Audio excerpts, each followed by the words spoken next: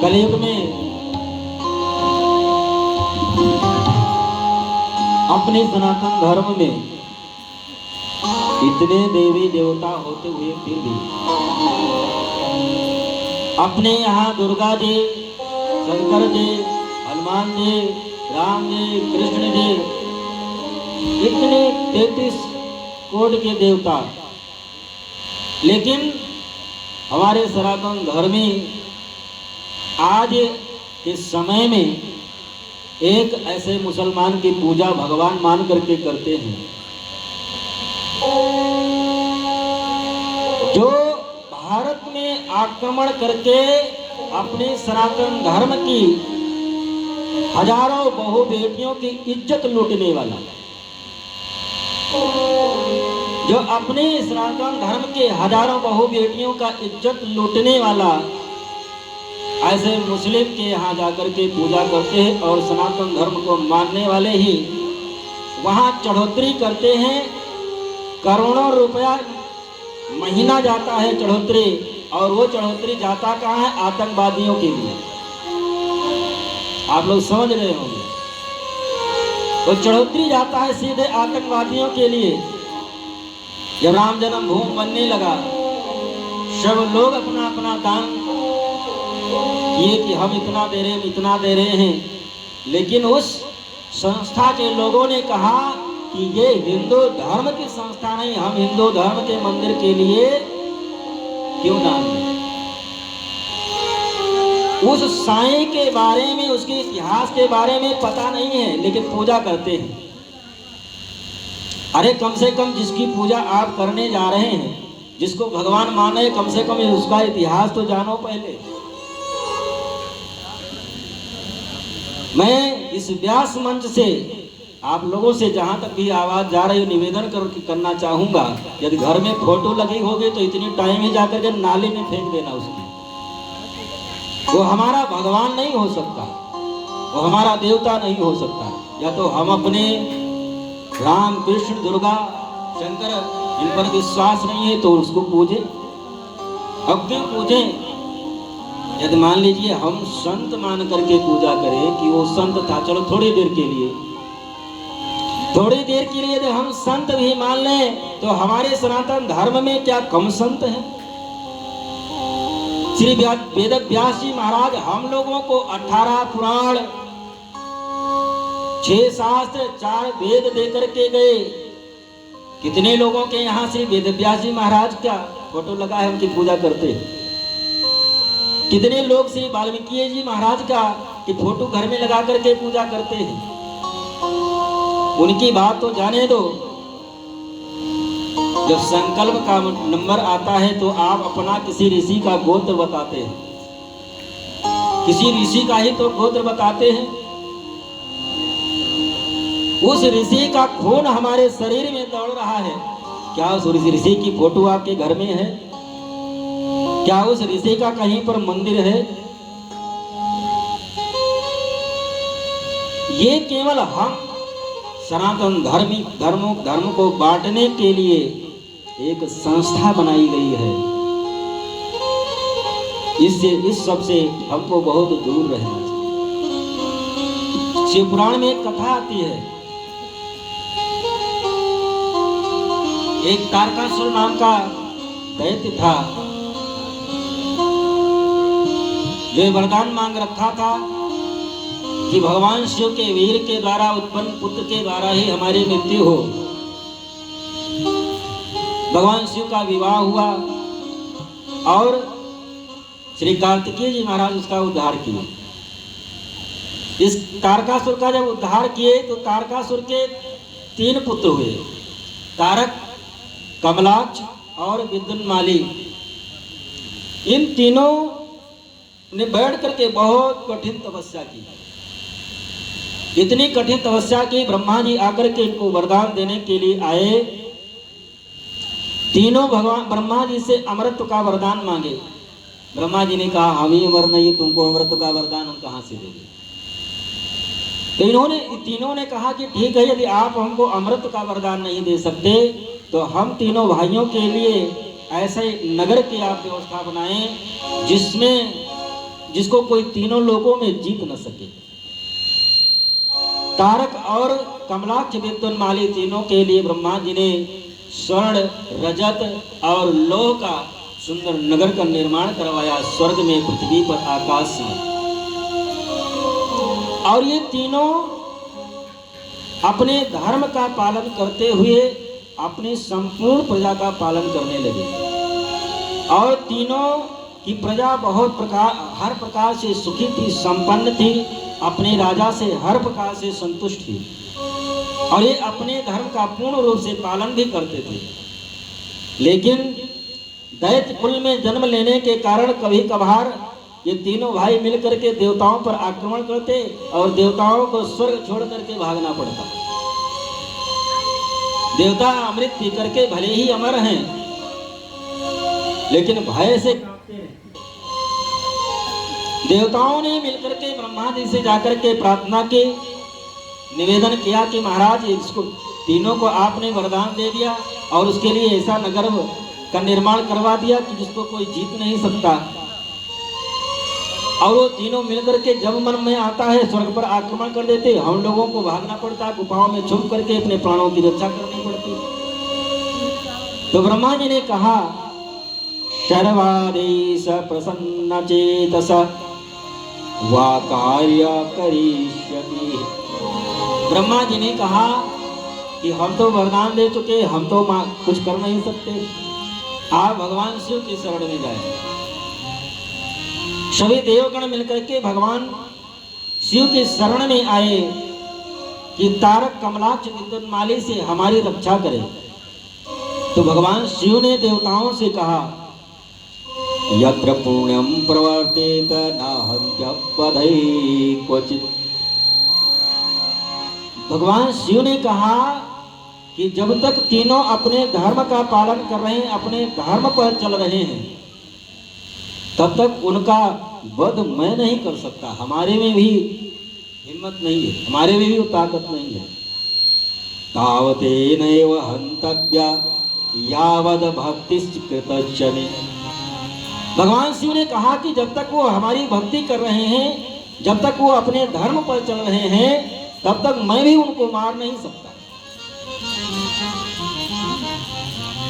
देवता भगवान विष्णु के शरण में गए कि आप हमको हमारी रक्षा करें तारकासुर के पुत्रों के द्वारा। तो भगवान शिव, भगवान विष्णु ने भी देवताओं से कहा, बड़े मार्मिक कथा है, आप लोग ध्यान से सुनना। भगवान विष्णु ने कहा कि इदं सत्यं वचश्चैव यत्र धर्मं सनातनः।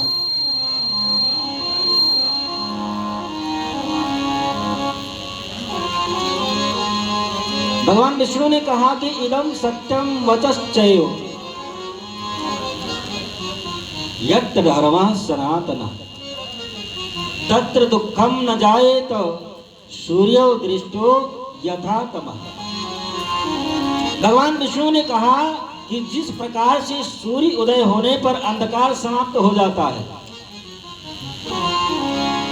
जिस प्रकार से सूर्य उदय होने पर अंधकार समाप्त हो जाता है, उसी प्रकार से सनातन धर्म को मानने वाले, सनातन धर्म को अपनाने वाले और सनातन धर्म चलने वाले के लिए दुख अपने आप ही समाप्त हो जाता है, तो कभी दुखी नहीं हो सकते। इदं सत्यं वचश्चैव यत्र धर्म सनातनः तत्र दुःखं न जायेत सूर्यो दृष्टो यथा तमः। देवताओं ने कहा कि प्रभु हमारे दुख को आप तो समझते हैं। देव दुःख प्रदानूनं सर्वे त्रिपुरवासिना। भगवान विष्णु कहते हैं, दैत्यश्च तैहि धर्मिष्ठ सर्वे त्रिपुरवासिना। ये त्रिपुरवासी धर्मिष्ठ हैं, अपने धर्म का पालन करते हैं, सनातन धर्म को मानते हैं। भगवान विष्णु ने कहा कि जब तक वो अपने धर्म पर चल रहे हैं, सनातन धर्म को मान रहे हैं, तब तक हमारे में भी कोई सामर्थ्य नहीं और शक्ति नहीं है कि मैं उन तीनों को पराजित कर पाऊं। मैं उन तीनों को पराजित करने की क्षमता हमारे में नहीं है। भगवान विष्णु ने भी देवताओं को मना कर दिया। देवताओं ने प्रार्थना की तो भगवान विष्णु ने कहा ठीक है, मैं कोई उपाय करता हूं। तो एक अरिहंत नाम का मुंडी भगवान विष्णु का सेवक था, उसको बुलाए और कहे कि तुम जाकर के ऐसा पाखंड रचाओ कि ये तीनों अपने धर्म को छोड़ करके अन्य धर्म को अपना दे। अरिहंत नाम का मुंडे जो था वो सन्यासी का वेश धारण करके और तीनों के नगर में गया और एक अन्य धर्म की रचना की और तीनों को ये सनातन धर्म छुड़वा दिया। अपना धर्म छुड़वा करके जो अपना नया धर्म बनाया था उस पर चलने के लिए बाध्य कर दिया। और हुआ क्या, जब ये तीनों तारक और कमलाक्ष बिंदुमाली ने जो ही अपने धर्म का परित्याग करके दूसरे धर्म को अपनाया, भगवान शिव एक ही त्रिशूल में एक ही साथ में तीनों नगर के समेत और तीनों को भगवान शिव ने समाप्त कर दिया। लेकिन जब तक ये अपने धर्म पर चल रहा था, सनातन धर्म को मान रहा था, तब तक भगवान विष्णु और भगवान शिव की भी हिम्मत नहीं पड़ी उसकी तरफ आंख उठा करके देखने की। धर्मो रक्षति रक्षिता। यदि आप अपने धर्म की रक्षा करते हैं, अपने सनातन धर्म की रक्षा करते हैं, तो वही धर्म आपकी रक्षा करता है हर प्रकार।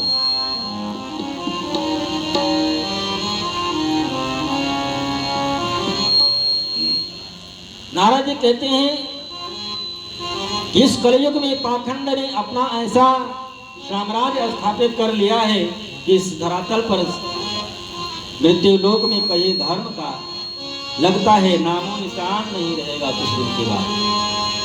नारद जी कहते हैं कि फिर मन में विचार आया कि चलो मैं घर गृहस्थ में चल करके देखूं। उन घर गृहस्थों के यहाँ ही संतों का जन्म होता, घर गृहस्थों के यहाँ ही भगवान का जन्म होता, घर गृहस्थों के द्वारा ही सभी धर्म कर्म पूजा पाठ सब गृहस्थ धर्म से ही चलता है। चारों आश्रम ही गृहस्थ धर्म से ही संचालित होते हैं। चल करके गृहस्थों के यहाँ देख लें वहाँ की स्थिति क्या है। नारद जी कहते हैं कि जब मैं गृहस्थों के यहाँ गया तो वहाँ की स्थिति को मैंने देखा। तरुणी प्रभुता गे, तो सनत कुमारों ने कहा कि तरुणी प्रभुता गे है। यदि घर में बहू आ गई, बेटा युवा हो गया, घर में बहू आ गई तो उसका चल रहा है, उसके ही चलाए घर चल रहा है, तो इसमें क्या बुराई है, इसमें क्या समस्या है। तरुणी प्रभुता गे। नारद जी ने कहा कि इसमें कोई समस्या नहीं है कि बेटा युवा हो गया, उसका विवाह हो गया, घर में बहू आ गई, बहू को अपना घर परिवार का सब सौंप करके भगवान का भजन करे, पूजन करे, कथा सुने, इसमें कोई समस्या नहीं है। लेकिन समस्या वाली बात क्या है, नारद जी कहते हैं कि तरुणी प्रभुता के श्याल को बुद्धिदायक। सबसे बड़ी समस्या ये है कि श्याल को बुद्धिदायक कहा। यदि घर में कुछ करना है, कुछ काम करना है, तो अपने पिताजी से, अपने माताजी से, अपने बड़े भाई से सलाह नहीं लेते। अपने बड़ों से सलाह न लेकर के सलाह किससे लेते हैं, श्याल को बुद्धिदायक कहा। सीधे साले साहब के पास पहुंच जाते हैं, उससे सलाह लेते। कोई भी शुभ काम करना है, बड़ा काम करना है, कुछ भी काम करना है, सबसे पहले अपने माता पिता, अपने बड़े घर बुजुर्गों से सलाह लेना चाहिए। और साले महाभारत, यदि साला ना होता तो इतना बड़ा महाभारत ना होता, यदि साला ना होता तो शायद महाभारत नहीं होता। तो नारद जी कहते हैं कि मैं इस बात से दुखी हूं कि लोग अब अपने परिवार, अपने माता पिता से सलाह न ले करके ससुराल साले से सलाह लेने लगे, इसलिए गृहस्थ जीवन बर्बाद हो रहा। अब गृहस्थों के यहाँ सुख शांति समृद्धि अब समाप्त हो रही है, घर की शांति समाप्त हो रही है। बाप बेटा एक साथ बैठ करके चाय नहीं पी सकते, बाप बेटा एक साथ बैठ करके सलाह नहीं कर सकते। और कन्या विक्रयणो लोभात् दंपतीनां च कलकनम। नारद जी कहते हैं कि अब जो एक पति पत्नी का जो संबंध होना चाहिए, जिससे गृहस्थ जीवन की गाड़ी चलती है, ये घर गृहस्थी के रथ के दो पहिया जो होते हैं, अब विवाह नहीं होता। आज के समय में, अब कलयुग में विवाह नहीं हो रहा महाराज, तो कन्या विक्रयणो लोभात्, अब क्रय विक्रय होता है। लड़के की पढ़ाई में 20 लाख लगाए हैं, पढ़ाई में नौकरी दिलाने में 40 लाख लगाए हैं, तो 1 करोड़ तो वसूलेंगे ही। 40 लाख लगाए हैं तो ब्याज सहित 1 करोड़ वसूलेंगे। अब क्रय विक्रय होता है। और जो ये 50 लाख खर्च करवा करके वो बहू जो घर में आई है, उसको पता है कि ये हमारे बाप को इतना लूटे हैं कि पिताजी बैंक से केसीसी करवाए हैं 5 लाख का, सोनार के यहाँ का अभी बाकी है इतना, जितना भी शादी में खर्च किए हैं उससे आधे से ज्यादा तो कर्जा में डूबे। तो बेटी आकर के क्या, बहू आकर के क्या ससुर सास ससुर की सेवा करेगी, और दुश्मन की तरह मानेगी। दुश्मन से भी ज्यादा कि वो अपने माता पिता को पहली बात तो छोड़ करके आई, और दूसरी बात वो समझती है कि हमारे माँ बाप को कर्जा में इतना डुबा दिए हैं कि वो बेचारे जब तक जीवित रहेंगे तब तक वो कर्जा ही पाटते रहे। और बेटियां जितना स्नेह प्रेम अपने पिता से करती हैं, शायद और किसी से करती भी नहीं है। जितना प्रेम पिता से बेटियां करती हैं उतना बेटे नहीं करते। आप बाहर गए हैं और बेटों को पता है कि पिताजी बाहर गए हैं, भी लौट करके आते होंगे, और मोटरसाइकिल दरवाजे पर मोटरसाइकिल की आवाज़ सुनते हैं तो बेटे दरवाजे से धीरे से खसक लेते हैं कि पिताजी आए हैं, अभी पानी मांगेंगे। लेकिन बेटी जब पिताजी के मोटरसाइकिल की आवाज़ सुनती है तो पिताजी आगे तुरंत ठंडा पानी गिलास मिला करके पिताजी को पिलाते। कितना भी ठंडी का मौसम हो, पिताजी यदि बाहर गए हैं तो बेटी तब तक घर में बैठी रहती है, भोजन नहीं करती जब तक पिताजी घर में नहीं आ जाते। और थोड़ा सा आटा निकाल करके अलग रखी रहती कि पिताजी आएंगे, उनके लिए रोटी बना करके खिला दूंगी तब मैं खाऊं।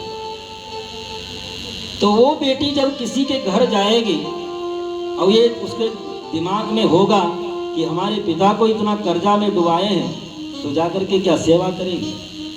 तो नारद जी कहते हैं कि इसी कारण से अब घर गृहस्थों में वो प्रेम, वो स्नेह नहीं रहा।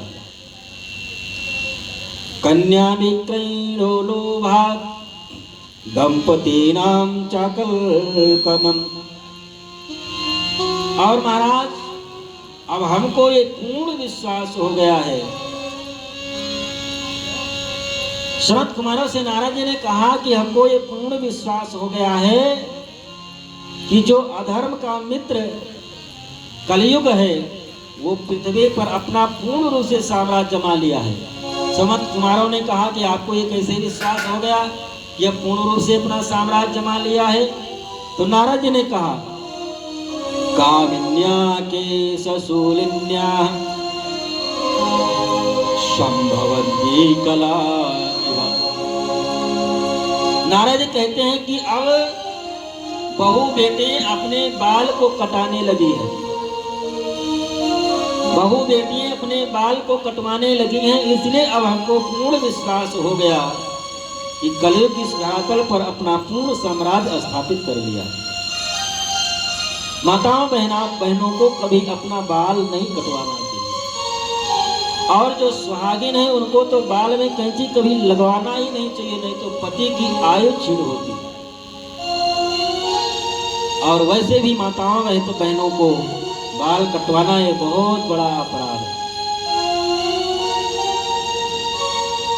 नारद जी कहते हैं कि अब हमको ये विश्वास हो गया और सब पूरे पृथ्वी पर भ्रमण करते हुए फिर मन में विचार आया कि जिस जगह पर श्याम सुंदर भगवान कृष्ण अपनी लीला करके गए हैं, चल करके वहां देखूं, हो सकता है कुछ धर्म कर्म वहां पर हो। नारद जी कहते हैं कि जब मैं वृंदावन जाकर के देखा तो वहां पर यमुना जी के किनारे एक नवयुवती बैठी, उदास अवस्था में बैठी हुई थी। उसकी सेवा में कई स्त्रियां लगी हुई थी और दो वृद्ध उसके अगल बगल में अचेतन अवस्था में पड़े हुए थे। नारद जी कहते हैं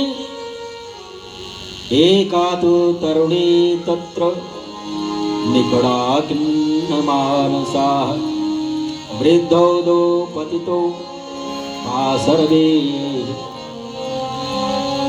दोनों बगल में वृद्ध अवस्था में, अचेतन अवस्था में पड़े हुए नारद जी मन में विचार किए कि मैं चल करके देखूं, पूछूं देवी से कि इतना उदास और ये वृद्ध अचेतन अवस्था में पड़े हुए बगल में कौन है। लेकिन नारद जी मन में विचार किए कि अभी जाकर के पूछूं और ये कह दें कि बाबा जी तुमसे क्या मतलब। तो नारद जी फिर आगे बढ़े और वो देवी ने आवाज लगाई, भो साधु चढ़म तिष्ठ मां चिंता नाशय। अरे महाराज आप थोड़ी देर के लिए रुक जाए।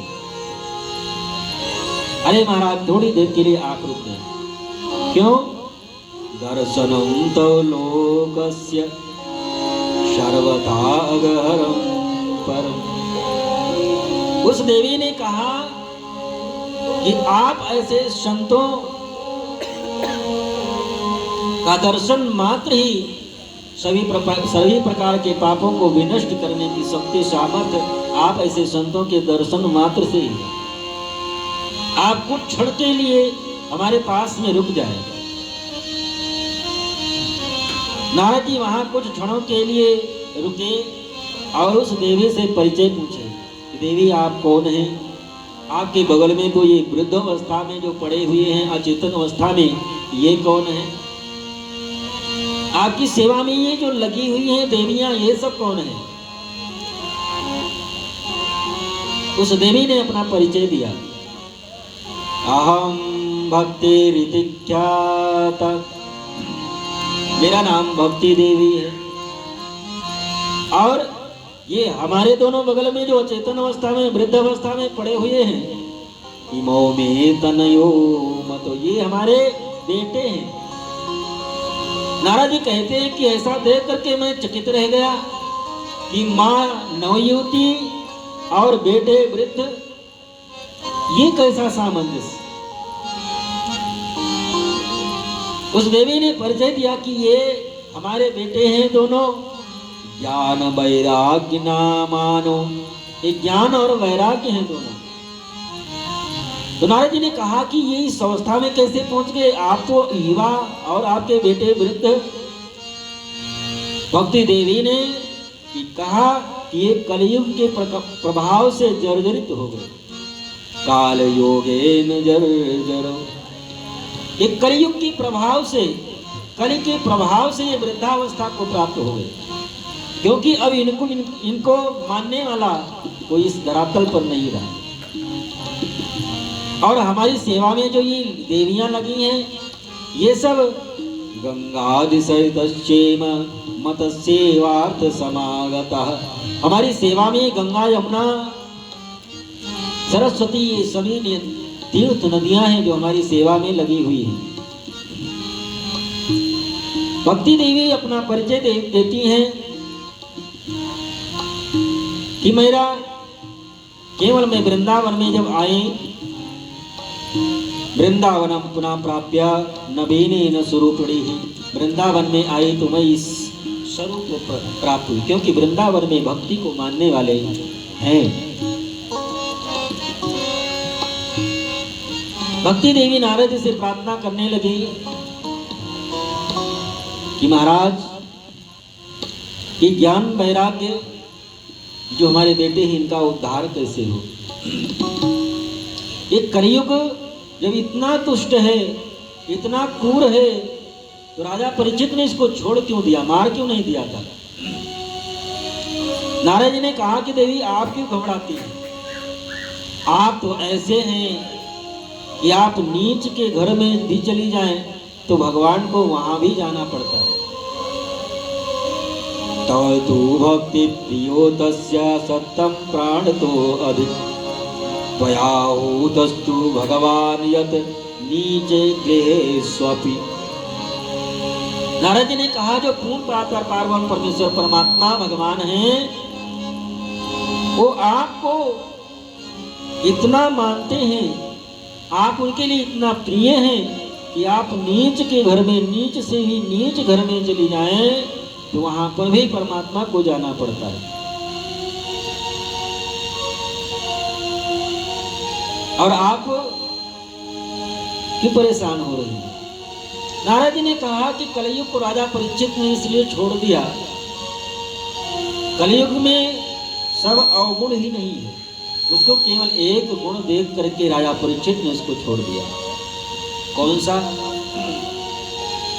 यत् फलं नासि तपसा न योगेन समाधिना तत् फलं लभते सम्यक् कलौ केशव कीर्तनात्।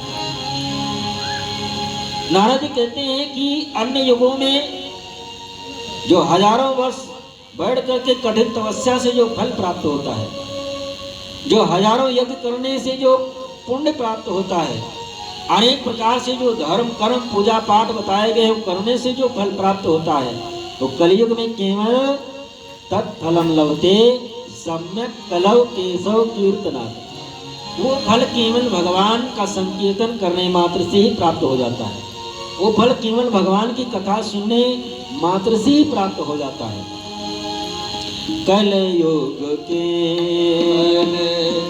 नाम आधारा, कलयुग केवल नाम आधारा, सुमेरे सुमेरे नर उतर नहीं पारा,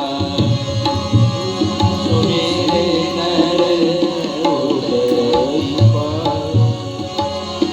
कलयुग योग यज्ञ नहीं ध्याना, कलयुग योग यज्ञ नहीं ध्याना, एक आधार राम गुण गाना, एक आधार राम गुण गाना। नारद जी ने कहा कि इसीलिए राजा परीक्षित ने कलयुग को छोड़ दिया।